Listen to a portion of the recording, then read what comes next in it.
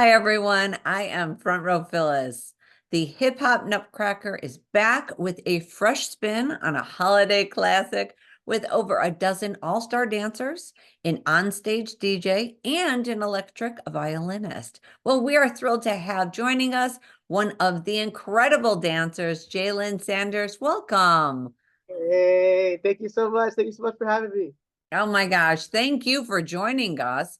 A magical journey where tradition meets innovation. Tell our viewers more about the show.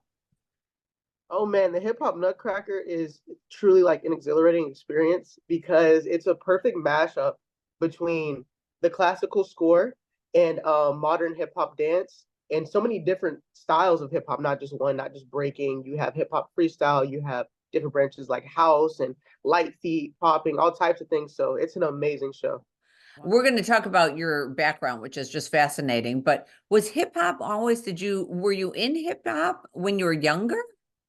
Yeah, so I actually started a big interest in hip hop when my dad turned on this movie called Breakin'. And I was watching it, and there was these characters that Turbo and Ozone, they were dancing on the wall, like popping, and I thought it was so cool that they could like dance on the wall and do hip hop on the wall. But the style Right. was popping, and my dad, he actually knew how to pop because he taught himself when he was younger off of watching the Soul Train when it would come on. So he was like, I actually know how to do some of that. So he taught me popping technique, and then so for most of my life growing up, I would do some dance stuff here and there, but I was mainly focused on basketball. And so I moved to Tennessee in 2016 and I joined the dance company. And then that's why I was doing basketball and dance. And I was like, dang, they were kind of conflicting with each other. Right. So I had to pick like which one did I like more because it was like either going to be missing basketball practice Right. or missing dance rehearsal. And I was like, okay, whichever one I pick, like I got to be OD at, like I got to be good because like I want to do it to the fullest extent. And I was like, the doctor was projecting me to be 5'9". So I'm like, I'm not going to NBA. Right. So let me pick this dance.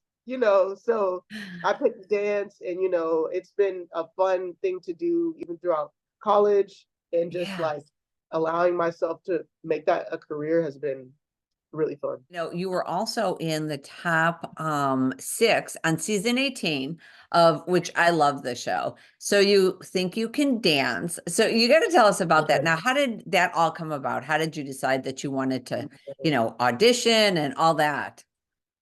Yeah, so you think you can dance was something I definitely watched a lot growing up. I looked up to a lot of the dancers on that show.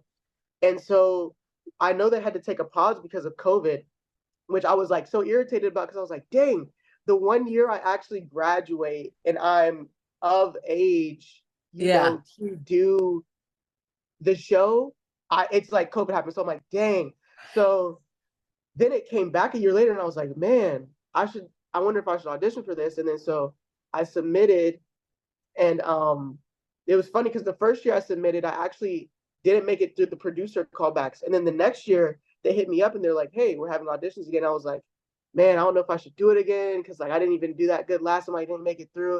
And then one of my mentors was telling me like, no, you should do it again and like go for it. And so I did it again, and then I actually ended up making it through and then getting pretty far. So I was like, it was a crazy like kind of full circle moment the way in which it happened. How do you keep yourself really feeling good when you have two shows in one day? Yeah, it was tough. It's tough, but I would say definitely that's something that So You Think Can Dance helped me with in the way of we had to be on all the time because it wasn't just Mhm. about performing the dance, it was also about performing for the cameras. The cameras are always on. So, Right. you had to keep it here like, 24/7. But Yeah.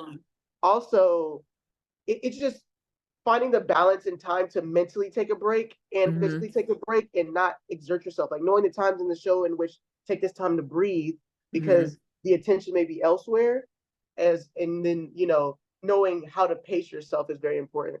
Jaylin, thank you so much. This has been great. And this amazing production, guys, it's here only for a limited time, now through December 15th at the CIBC Theater. Jaylin, thank you, and we will see you very soon. Thank you so much. I really appreciate it.